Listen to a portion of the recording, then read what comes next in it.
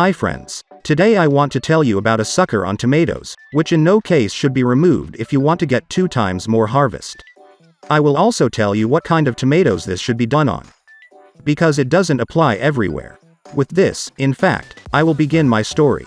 It's about suckling on tall tomatoes that you will grow in a greenhouse. They are also called indeterminate, since it is convenient to grow tomatoes in 2 stems when there is something to tie them to. And it will be difficult to do this in open ground, but if you have such an opportunity and if you have a lot of high props and you grow tall tomatoes in open ground, you can also apply this method.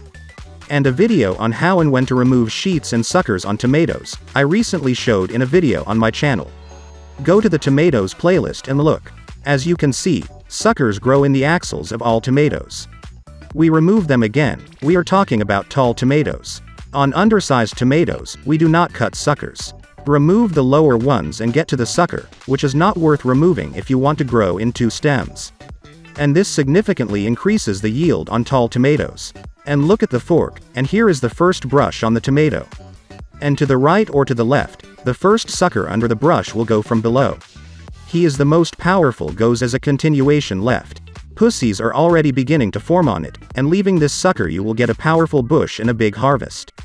This sucker is impossible to miss. Let me repeat again. It goes like a continuation of the trunk, and not like an ordinary small sucker emerging from the sinus. It's very noticeable. Your guide will be the first brush on the tomato.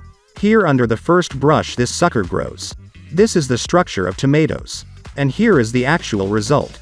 Look at the 2 stems for a great harvest. And if I removed all the suckers, then the harvest would be half as much. So be sure to leave this sucker and you will increase your yield by 2 times. Please like this video if you enjoyed it. Subscribe to my channel and don't miss new videos. Write in the comments how do you grow tall tomatoes.